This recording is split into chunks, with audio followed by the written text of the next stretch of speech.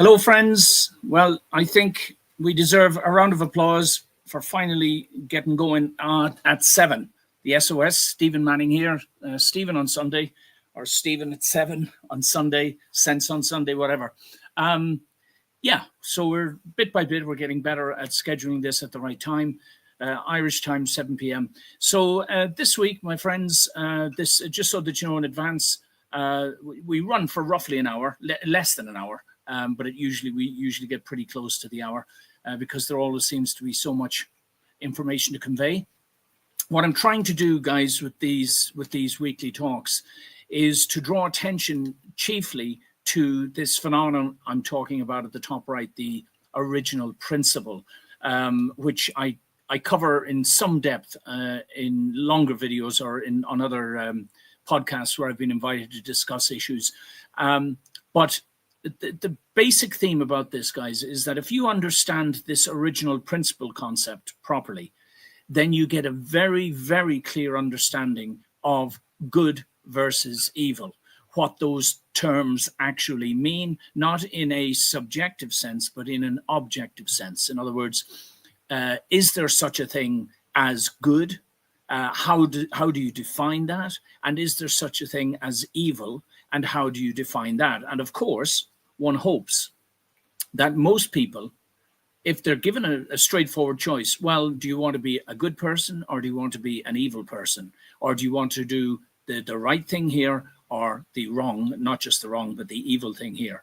Do you know, etc. That most people would obviously choose to be good. But a big part of the problems we all share in the world today is the misunderstandings. There's a lot of people who are doing what they believe to be the right and the good thing, and they're actively participating in evil, and some of them are completely unaware of it. But the existence of evil, it was never part of the original plan, so to speak. Now, again, there are certain topics and themes that I just have to brush over, but this original principle, basically, it's an archetype for those of you that might have done a bit of psychology. Now, usually archetypes are subliminal themes. They're shadows, okay? They're notions and ideas in mythology and psychology and even in our individual lives. And it's usually to do with, the study of psychology, to get into that sort of thing in depth. But what I've discovered basically is what I call the first ever substantial archetype. And it's substantial, meaning that it's got substance. It's made of recognizable, observable, historical, provable facts and realities.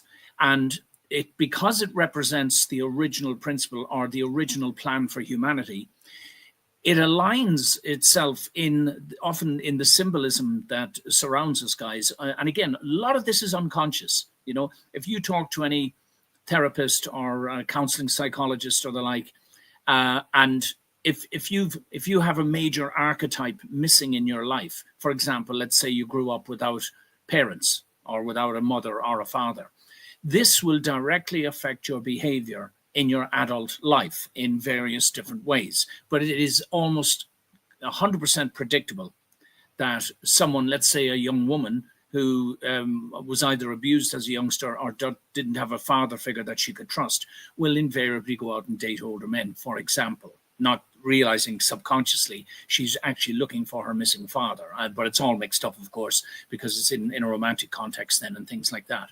But that's just to give you an example, guys. So what I'm trying to say is what we do is we look at Irish and global events, not all of them, of course. The world is very busy these days. Sadly, a lot of that busyness is directly to do with evil activities, evil organizations, evil constructs, evil ideologies.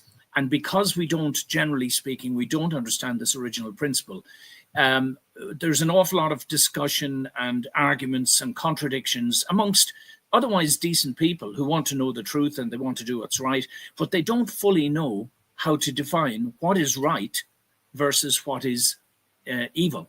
And you'll notice now I'm making a distinction between right and wrong, because wrong indicates a mistake, okay?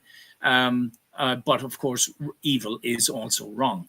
But evil, if you like, and we come to this a bit later in today's talk, evil is an attack on this original principle.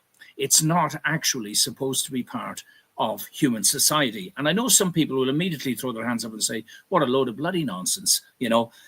Evil's been around. People have been doing evil and wicked things since history began. Actually, that's exactly the truth. Since his story began, his story. Those of you who watch my other presentations, whose story? His story, the story of the corrupted, diabolical masculine, suppressing the feminine and cutting off the connection with the divine. All right, that's the attack on the original principle.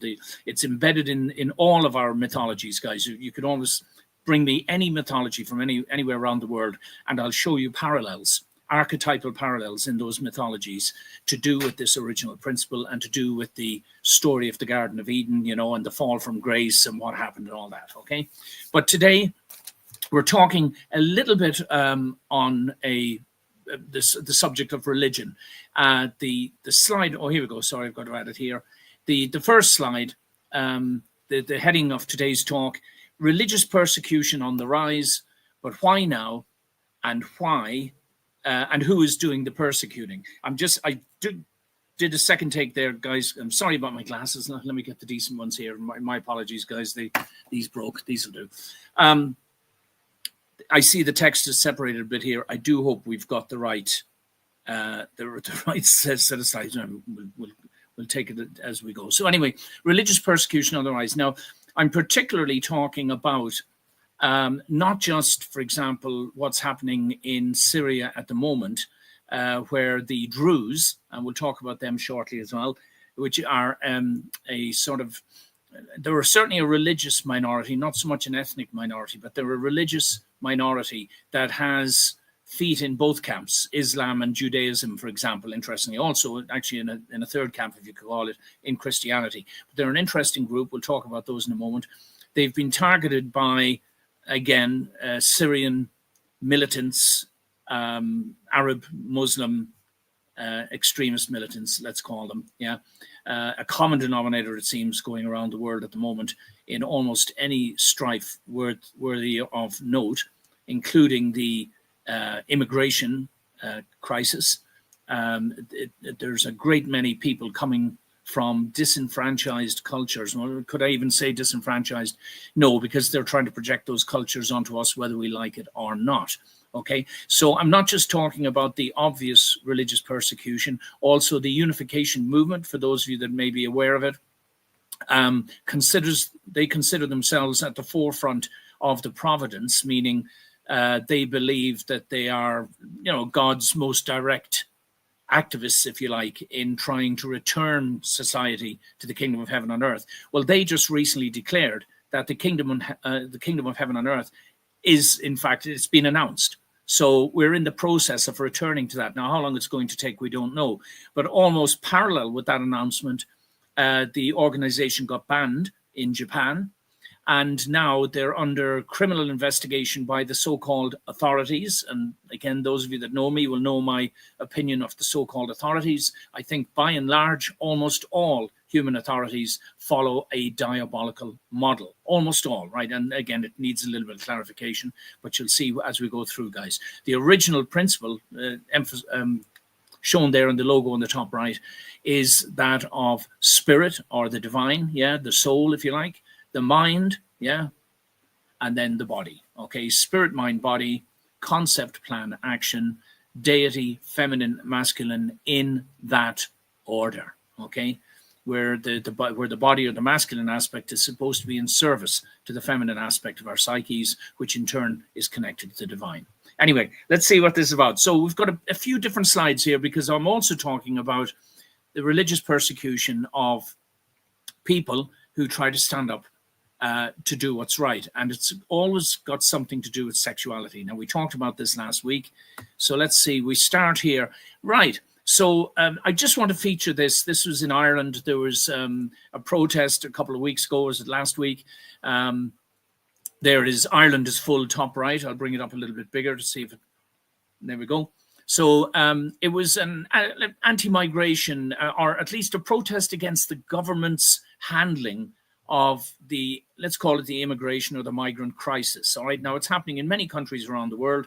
I personally believe Ireland has been targeted for special attention for a number of different reasons, geopolitical reasons and theological and philosophical reasons as well. Okay, we've had, under the British, we had 700 to 800 years of conditioning and training to be obedient, to do as we're told. We were just the right size. The country, 6 million people, were just the right size to have a completely centralized control mechanism here with the government and the media and the corporations and the courts all working in cahoots with each other and surrounding themselves with scores, no, it's hundreds, thousands actually, isn't it, of NGOs, these so-called non-governmental organizations where the government allow them to function, then they fund them. And I'm talking also here, guys, about organizations like what's it called? Well, the Irish Human Rights Commission, for example. There's another one. The Irish Council of Civil Liberties, I think it's called.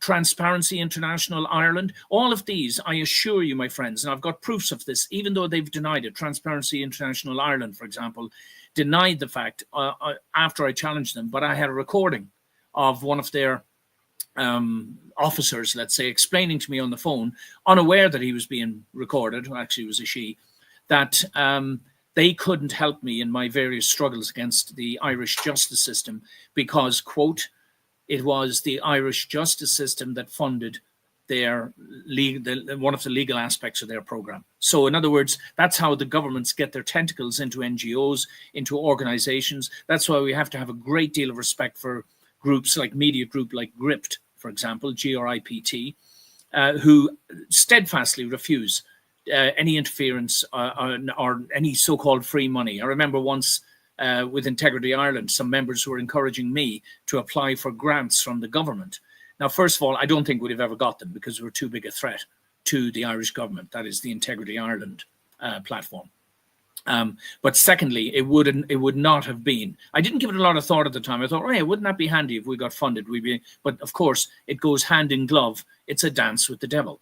And you start taking money from the government, then all of a sudden they want to insert someone on your board or on the controlling panel or the committee to make sure that the money is being properly spent, meaning in defense of the system, okay, and so on and so forth. So anyway, this slide here, a little, it was interesting because these people, now you see here the quote I've put on the side, if we were under Sharia law, Ms., she, shim, they, that, it, a question mark, because I'm really not sure anymore, you wouldn't be able to wear that, okay? Now, these people are often, she's one of the more notable ones, she, I'm calling her a she, but someone told me it's a man, representing as a woman. Honestly, I don't know, guys. I'm not trying to be offensive in any way, but I'm going to make a strong point in a minute of why this sort of gender dysphoria, woke ideology stuff, although we've said it before, is completely nuts.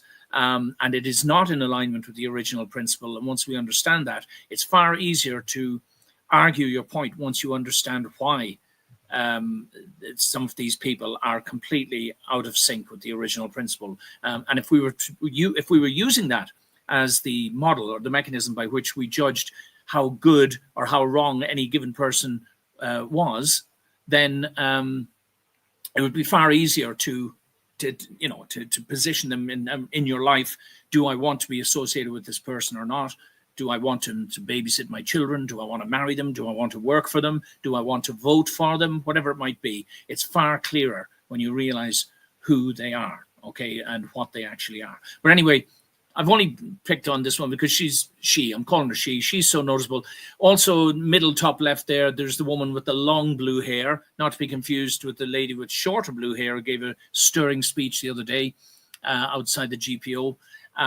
But they're sort of protesters for hire. I can't say for sure that they're actually getting paid. But on this occasion, 3 or 4 of them literally stood in the way of one of these anti-government marches and thought, a bit like, it was just absolutely ridiculous and foolish, thought that they could just stand there and that the whole of the march would have to stop and not go any further.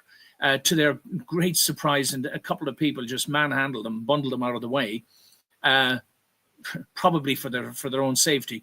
Go and look for it if you can find it online. But I want to make a point here, guys, and it's about religious persecution, and about religious persecution through the misuse and abuse of sexuality, all right, in particular. Let's see where the next one is, all right. I can't see the slides coming up, so it's from memory. Oh, yeah. So at that, at one of these protests, there was a woman holding up this trans flag, as you can see the colors. Now, I'm just going to make a point here, guys, all right? Let's read what she said. Trans rights are human rights, all right? Now, there's the masculine, feminine, and I don't know what symbol there in the middle, okay, over to the right. Inclusive language hurts nobody. Okay, tell that to Enoch Burke. Trans women are women. No, they're not. I am not erased. Well, we'll see. Trans men are men. No, they're not. Anyway, this is her opinion. I'm going to explain to you why it's wrong. It's just fundamentally wrong. It goes against the original principle. I stand in solidarity with my LGBTQIA plus siblings, and she doesn't mean literal siblings, she means brothers and sisters around the world, as they fight against transphobia. Only TERFs stand with fascists. I had to look that up.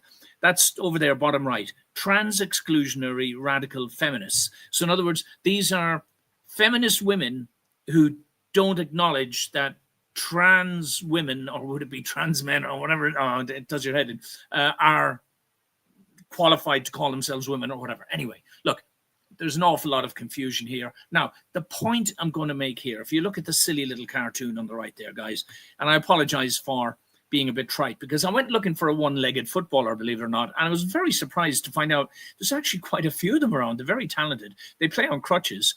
Some of them are real, you know, I mean, it's really fascinating. So I went for the guy with his foot in plaster instead, because I don't want to cause any offense to anyone. I'm just going to ask a question here, all right? Just, to me, it's pure common sense. It came to me the other day talking with some friends. I said, right, you're the manager of a soccer team, and a guy comes in on crutches, let's say, right, either only with one leg or with his leg wrapped up in plaster. And he says, I want to play for the A team. And not only that, I want to be the center forward, you know. And as the manager, you say, well, look, I'm sorry, Sonny, but with all the goodwill in the world, there's a minimum qualification if you're going to play on our football team. What's that? Well, you have to have 2 functioning legs. All right. Now, again, I'm just making a point, guys. Simple story. It's an analogy. You have to have 2 functioning legs. And if you don't, we can't really, you know, we can't let you come on and play on for the club.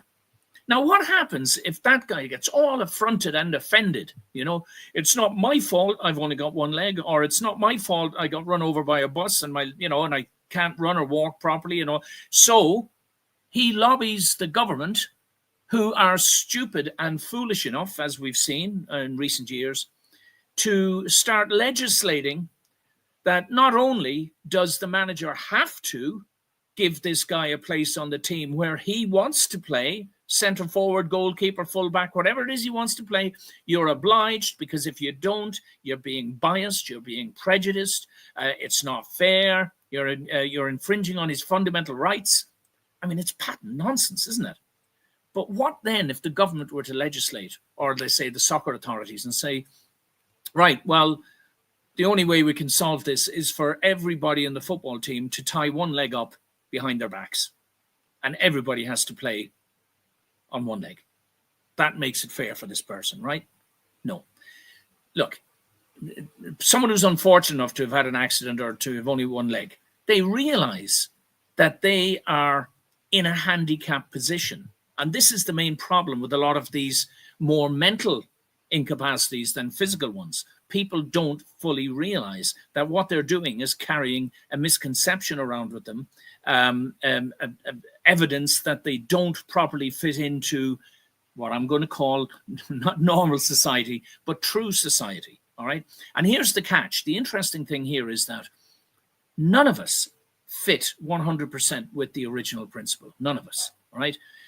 I'd like to think, I've said this before, that if you were to have a scale of masculine at one end and feminine at the other, spirit, mind, and body, right? I'd like to think, yes, I've got a pretty masculine body, yeah. So I was a personal trainer and a sports person when I was younger and everything. So I'd be up the right end of the scale, mentally, emotionally. Do I fancy men or do I fancy women type of thing? Well, I'm definitely we're up the right end of the scale there as well. Some are up that way. And spiritually, which is hard to define, but you'd come to understand this better as we understand the original principle. So where am I spiritually And of course, the closer you are to the original pure model of masculinity or femininity, the more of a true person you are. All right. But all three have to be in alignment: the divine, the mind, and the body. Spirit, mind, body, concept, plan, action, the divine, the feminine, the masculine. Right. Okay. Hope I'm not confusing too many people already. So we'll crash on through this.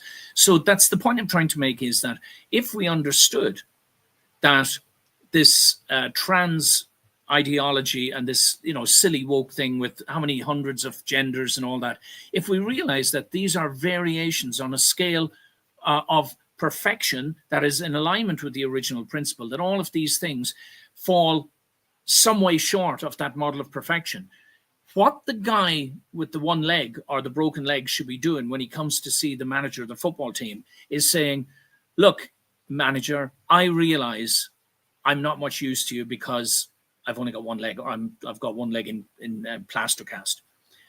What can I do to help your team players and the spectators understand what a wonderful and delightful thing it is to play sport, so that we can see all of this skill and talent and hopefully get better and better at it? Because I clearly shouldn't be pushing one of your team players out just because I'm offended, and there are stupid people in power now who will legislate to protect my sense of offense. Hope I made the point, guys. All right, where do we go from next? I showed this one last week. I'll just cover it briefly. Spirit, mind, body, as I said a moment ago, that's a feminine figure on the left, believe it or not, age-old drawings. This equates to good or evil authority. So who's in charge? Who's the controlling element? Is it the spirit of God, for example, which is informing my mind and directing my body, or are we getting our authorities from somewhere else? And is that somewhere else good or is it evil? Because the next thing is equating to the mind. Educational or social conditioning and indoctrination produces an outcome, which is manifest reality. So if you've got evil authorities with evil concepts, and evil ideas, then dictating downwards how then all the administrators work and facilitate them, then what you will get is an evil outcome. Okay, it's not meant to be like that, but it's partly because the spirit of the divine is largely missing from human history, except in isolated incidents and religious movements and messiahs and saints and prophets and judges and all that sort of stuff. But en masse, it's largely missing. So yes, so here's Helen McEntee. These two signs on the right were there at one of these protests. There's the little slide there. Is this okay for a 6-year-old? All of this LGBTQ plus stuff. Now, unless you've been living under a rock, you'll be aware that there's some horrendous materials being produced in Irish schools and being foisted on children as young as 6 years old. They don't need to know this stuff. It's not about keeping them in the dark. It's about treating them appropriately to their age.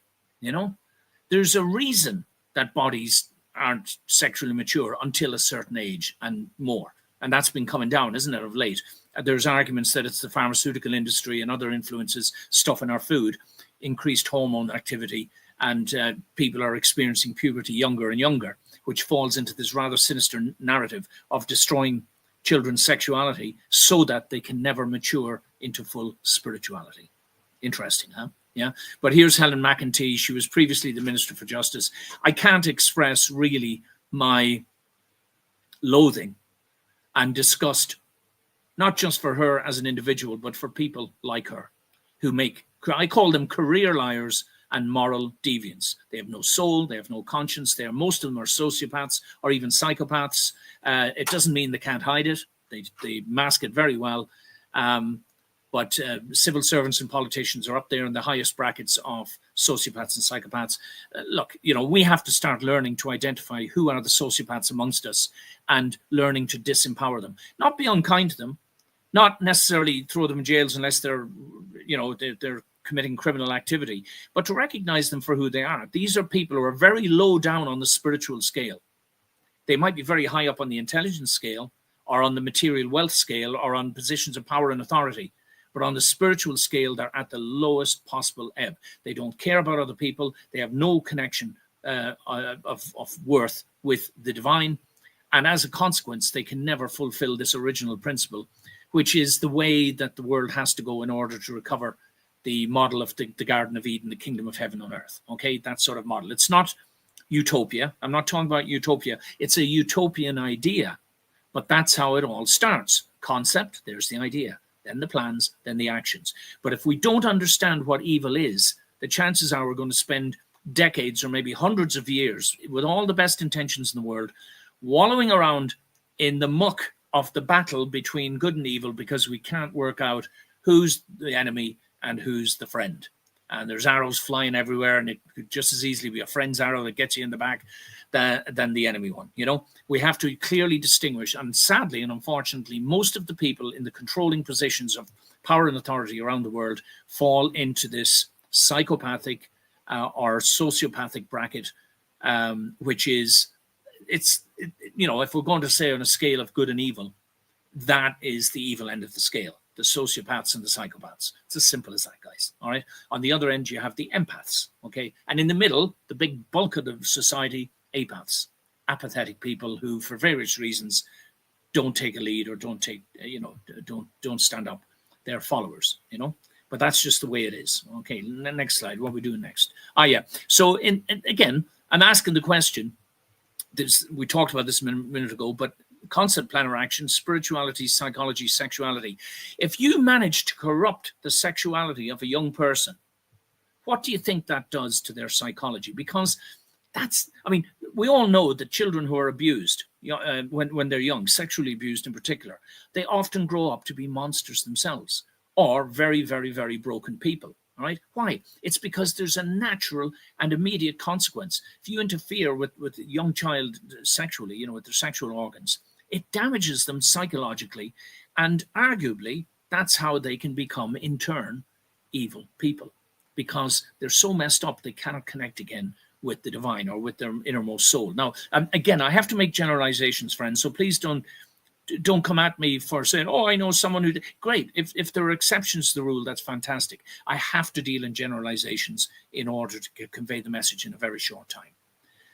So are the authorities true or are they perverse? Are these teachings to the children? Is there more to it than just teaching them about sexual activity at a very young age? And a lot of it is perverse sexual activity. Like I said in another video, there was stuff I'd never even heard of that were in these books that they're teaching to young people. It's just like, they don't need to know this stuff. Perversions of all sorts, sadomasochism. I'm not going into all of it now, but just stuff that it's like, no, that's weird. And that's the product of sick minds, or for one reason or another, disconnected minds, disconnected from the original principle. Yeah, you certainly don't need to be corrupting the children early on. But there's a reason for all this. Who's doing it? We'll find out now in a moment, guys. Now, this brings us to Enoch Burke. Justice delayed is justice denied. Now, Enoch was in the news very recently. Now, I'm sure everybody knows who he is by now.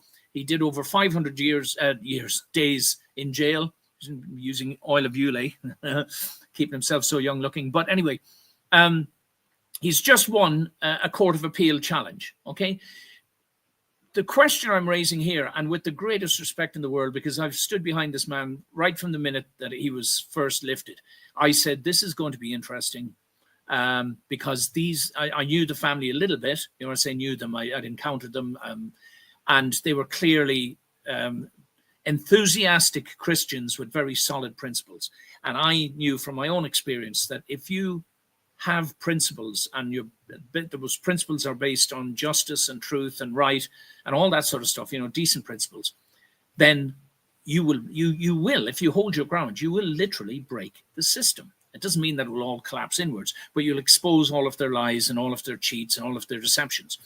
Now, the question I'm raising here, though, they said he wins a Court of Appeal challenge, but so what? Now, I'm saying, first of all, well done, Enoch. And well done, all of you, for sticking in there, all of your brothers and sisters and your parents.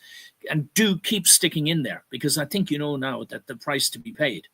These swine that you're up against will use every trick in the book and every nefarious deception to stop you from interfering in their gravy train, They are not good people. That man there on the left is Conor Dingham. He's a High Court judge. He was instrumental in the death of my own wife. I won't say any more than that today, guys. Most of you know the story. He was instrumental, by devious means, delayed a High Court hearing for me to go and see my sick wife. And then between him and another judge called David Sanfi, they basically altered the paperwork, delayed proceedings, and he's a coward.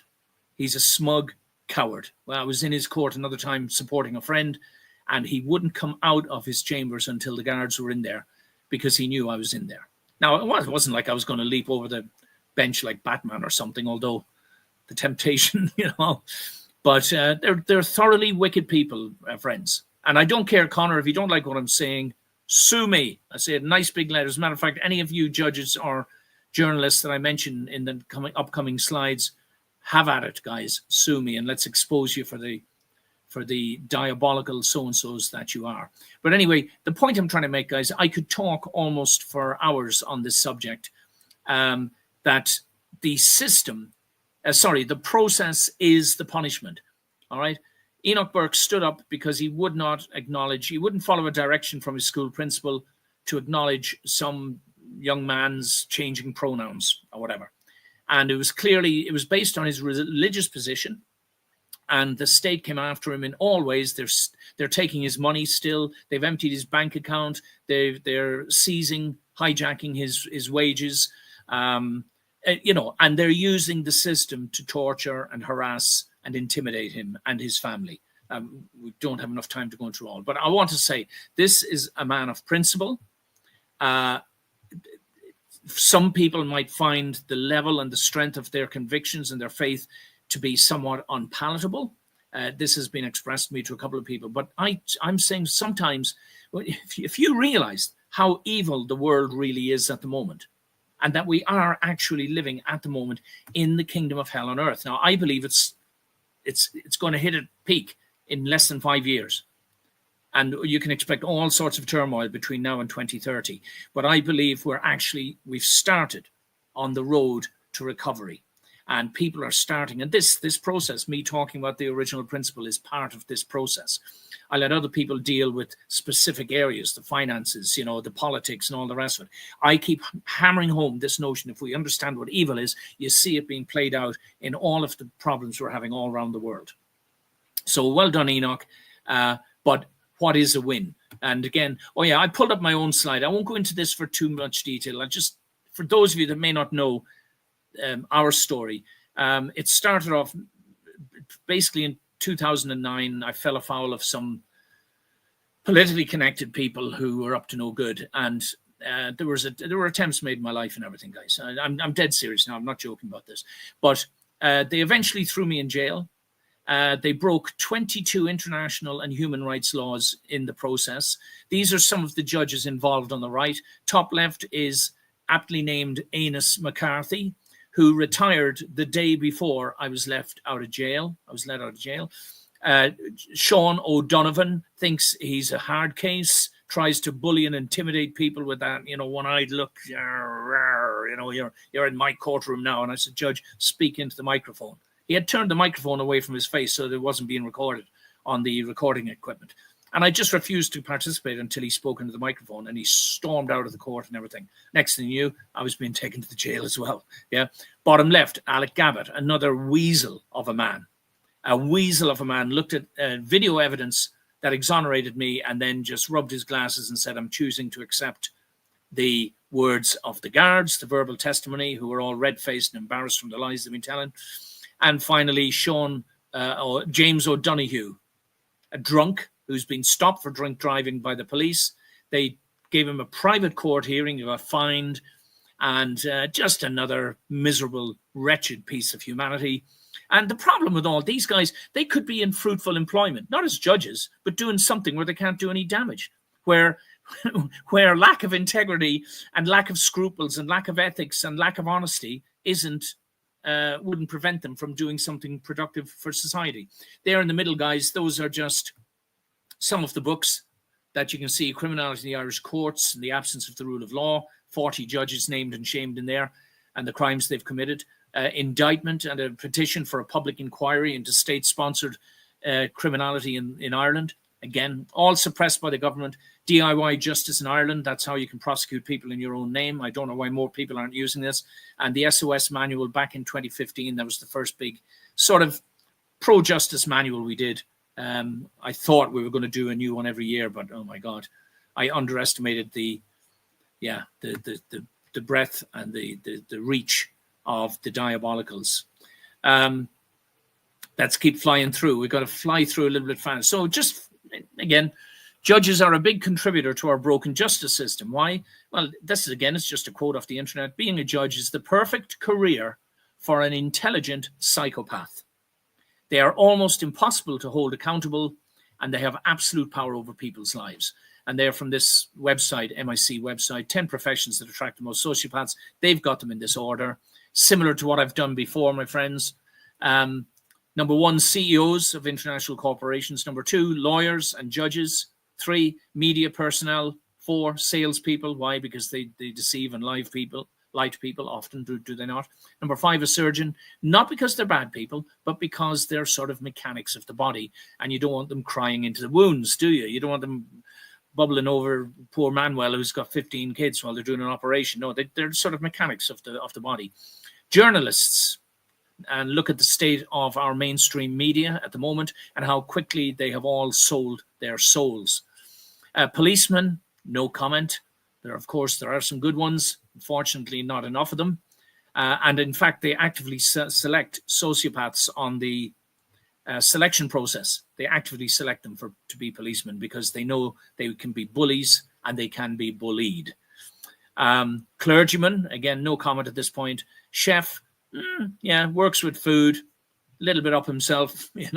We can think of some famous online chefs who are pretty hard to get along with, but dealing with food is different to dealing with people. And finally, civil servants and politicians. All right, guys, check it all out. These are truths that we all need to be aware of. This I keep showing almost every week, guys. It's one of my diagrams where, as you saw earlier, spirit, mind, body is white, blue, and red. Here we have the concept is evil. The plans are then tainted by evil, and so are the actions. All right. You can spend some time looking at this if you wish. There's the satanic symbol in the bottom right. But what I'm really saying in so many words is that we have to start asking ourselves individually, which authority or authorities do I answer to? Now, I know you might say we don't have much of a choice. If you don't do what the government says, they'll throw you in jail. Yeah, but you know what? There are worse things than jail. And I'm holding my hand up to that because they did it to me twice. Okay. So if the government or the boss is set, intending to do something that isn't true, isn't honest, isn't beneficial, isn't in alignment with the original principle, then at the bottom, you'll see that little text I've got down there at the bottom, guys. The outcome equals the manifestation of values. Whose values? Well, the values of the boss or the government, whoever it might be, right? Plus the real objective. So if the objective, for example, let's say that I use the example of the Garda Ombudsman, we all think the Garda Ombudsman, and it's called something different now, is there to protect members of the public from errant Gardaí. But it's not. It's there to protect the system from the complaints of the public and to act as a buffer zone and a sort of a disappearing rabbit hole down which most of our complaints go, whilst giving us the false impression that they are looking after our interests. Now, because it's a false impression, for example, all right, and I'll bring myself back up here. I'll finish reading this at the bottom first.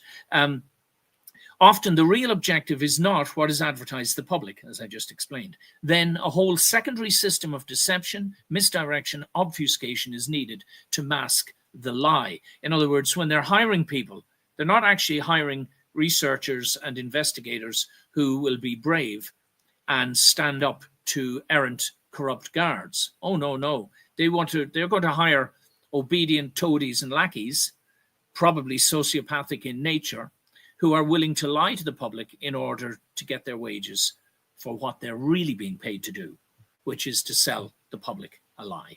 Okay? Now, obviously, lies down on the evil end of the scale. Okay. And this, again, is just emphasizing, this is what happened to me, guys. At the moment, of course, after my wife passed, I took a bit of a hiatus. Well, I had no choice. We were homeless for 10 months, again, thanks to the state, coming after us. They then threw me in jail again, tried to take my son away from me, my special needs son. Nasty, nasty, nasty, okay? But I just want to emphasize to those of you that may not know me and may think that I'm a little bit hysterical here or I'm over-exaggerating. I'm just going to show you one incident. Now, this was a court case in which I'd had something at this point, I had something like 27 or 28 high court hearings. It was about a false allegation that I had threatened someone, which eventually that O'Donoghue fella threw me in jail for, even though he granted my appeal. He then invented another charge that I'd called a Garda sergeant a liar, which I hadn't. She was there and she said, he didn't say that. I don't care. It sounds like insulting language to me. Put him in jail for 3 months. This is what we're up against, guys. Okay, so I'll bring this up here 1 second. So you see the heading. The man's bid to halt trial over incident at court office and abusive process. So I won't read the whole lot, but some of it. So a High Court judge refuses to grant Stephen Manning from Mayo leave for a judicial review, right? Now, if you're reading the Irish Times, the main newspaper in Ireland, if you're reading that, and it's written by who? Oh, Mary Carolan. Who's Mary Carolan? Well, she was shortly after this, she was promoted to be their legal affairs correspondent. And here she is over on the right. This is the Media Justice Awards, okay?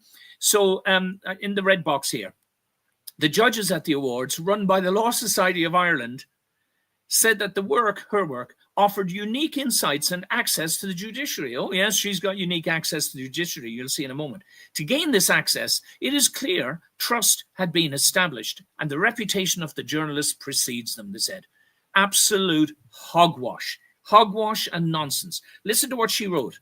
A man has failed to get leave for a High Court judicial review aimed at halting his pending district court trial on charges of assault and threatening abusive and insulting behaviour at the Castlebar office 4 years ago. Got to get that in there. Make sure, throw some muck. Make sure it sticks, all right? Even though it never happened. Stephen Manning, an independent candidate in the 26th election. No, I'm not trying to be a politician, guys. I was trying to disrupt the process anyway. With addresses in Mayo, claims to be he is subject to malicious prosecution and has made wide-ranging allegations against many parties, including judges, Gardaí, lawyers, and court staff. Absolutely true. I did, and I was.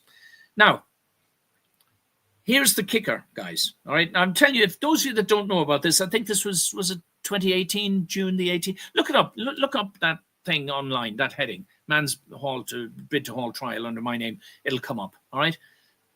Now, I'm telling you, hand on heart, on my children's lives, right, guys? Please don't doubt me on this.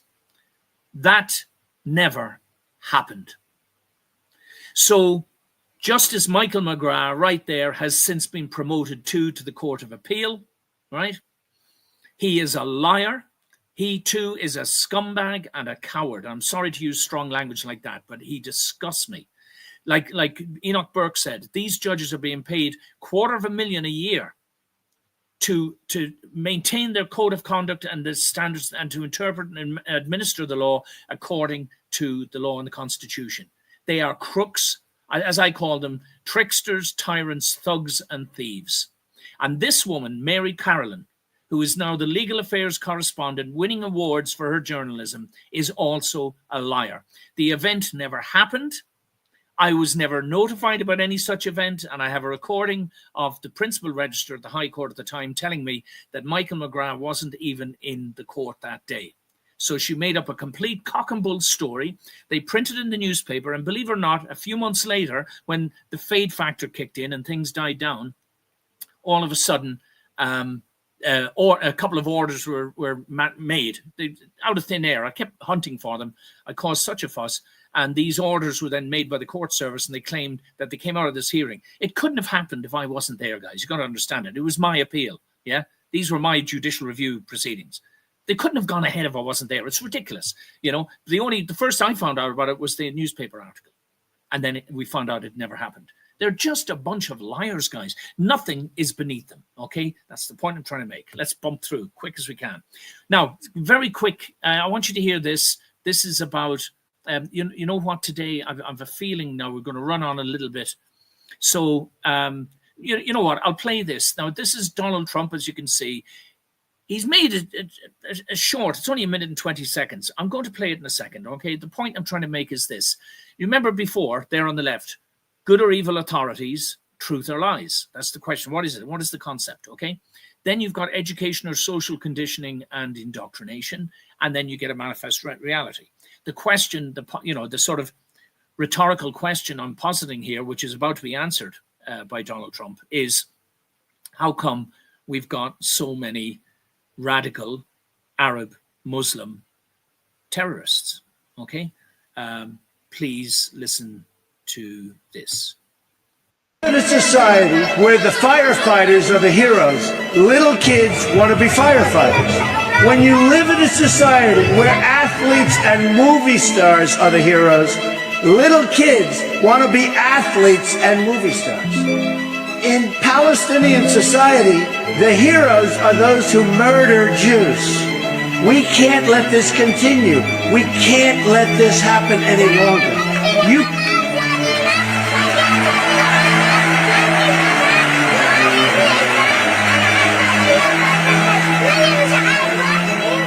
You cannot achieve peace if terrorists are treated as martyrs. Glorifying terrorists is a tremendous barrier to peace. It is a horrible, horrible way to think. It's a barrier that can't be broken. That will end, and it'll end soon, believe me.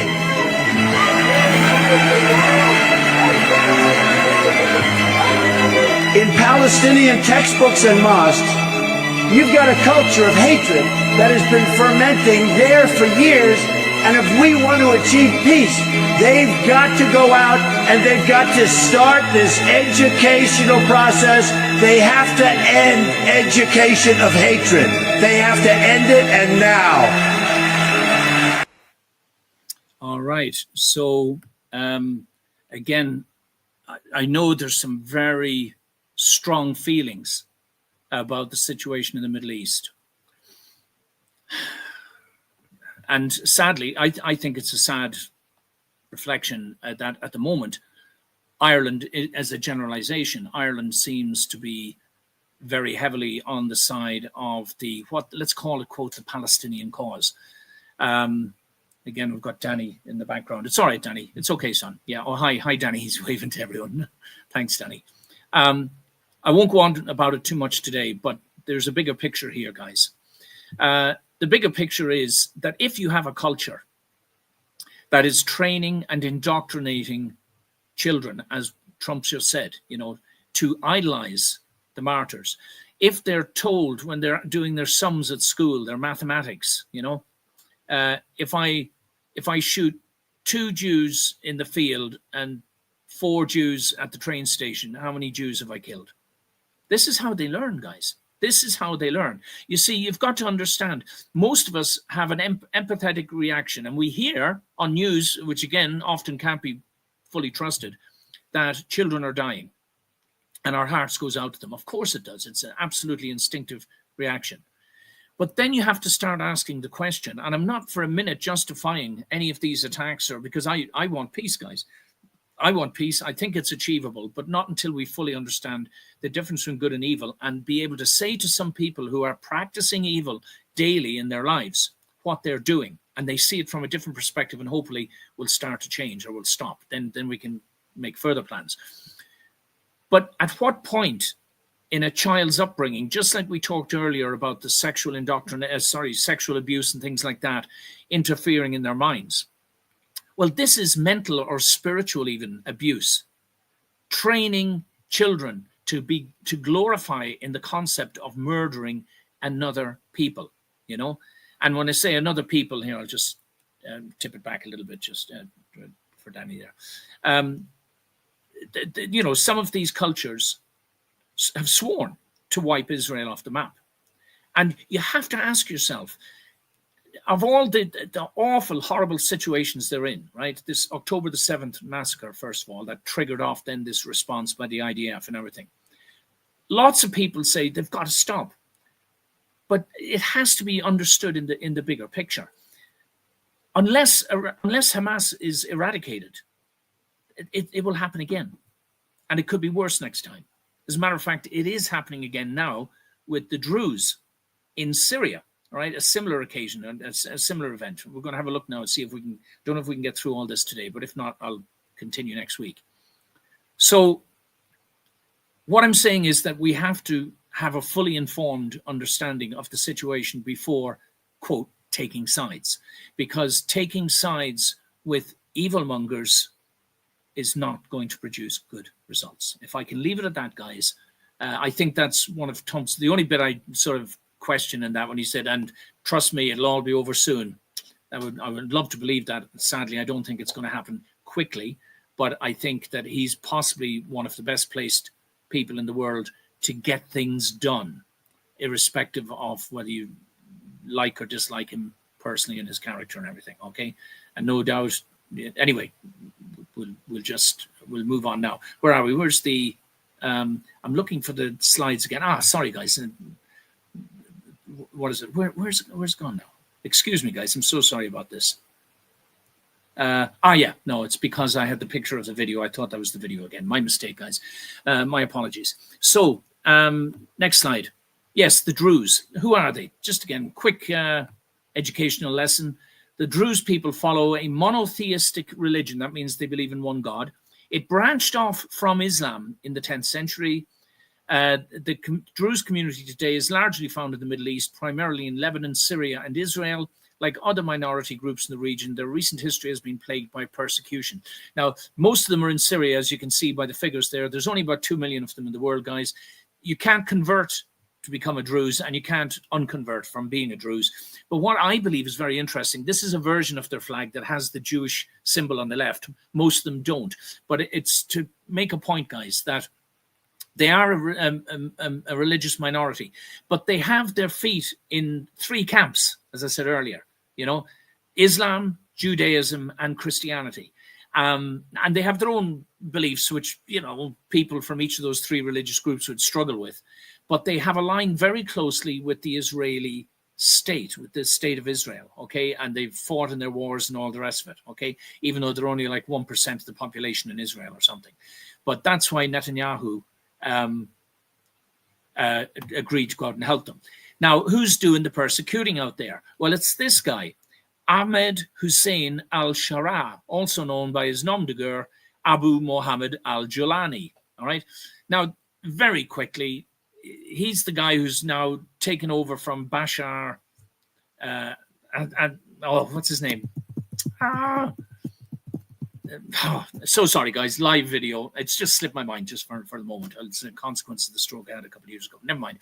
Bashar I'm so sorry. It just slipped my mind. Anyway, you know the guy, clean-shaven guy, was the monster tyrant in Syria. These guys have come in, but this guy's ex-ISIS. All right. He was even imprisoned by the Americans in Iraq and so on. And they had this poster up, 10 million reward to catch and kill him at one point. So he's now in charge over there, but clearly he's another, radical Islamist and has gone after the Druze in a manner that has been described as their October the 7th incident, okay? And I just want to read a couple of little things here for you, right? Saraya was, he's an American Syrian. He went back to look after his father, his elderly father. He was among an estimated 1,380 people killed in a spasm of sectarian violence that swept through Sweden. That's where the bulk of them live in Syria this month. When fighting between Bedouin clansmen and Druze militiamen escalated into armed clashes that drew in Syria's fledgling government and Israel, which said it intervened to protect the Druze community. Government forces were supposed to quash any fighting between Bedouins and Druze. Residents and Saraya's neighbors say instead they left behind a trail of looting, burning homes, and the execution of more than 230 civilians. according to the Syrian Observatory for Human Rights, a war monitor. In simple terms, the words at the top of the flag, that's the ISIS flag there, guys, translated from Arabic read, "There is no God but Allah.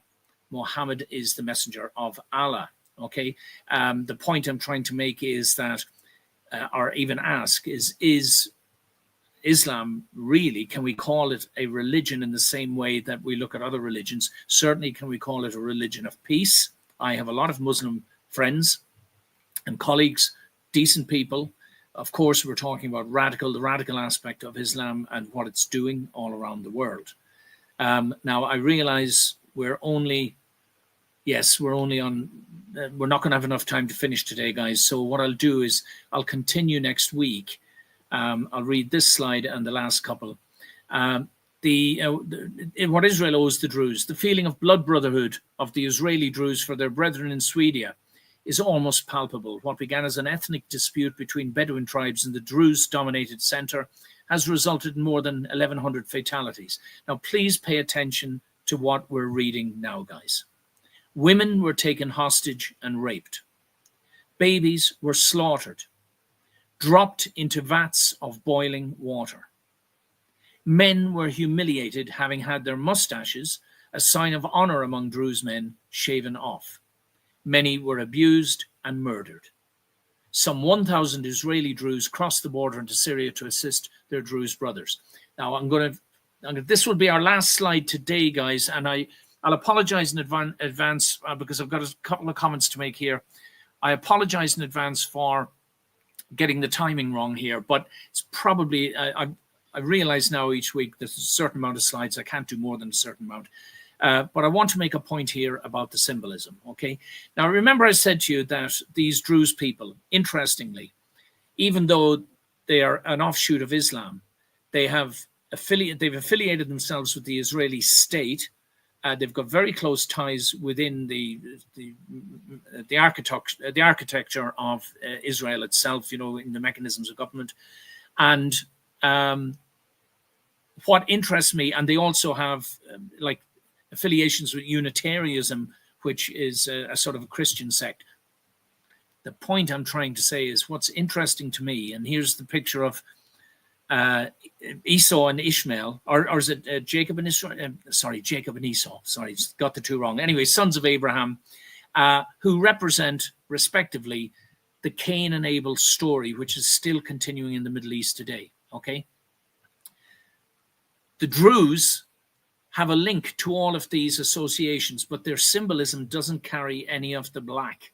That is very typical in radical and Islam and many Muslim Arab countries, okay?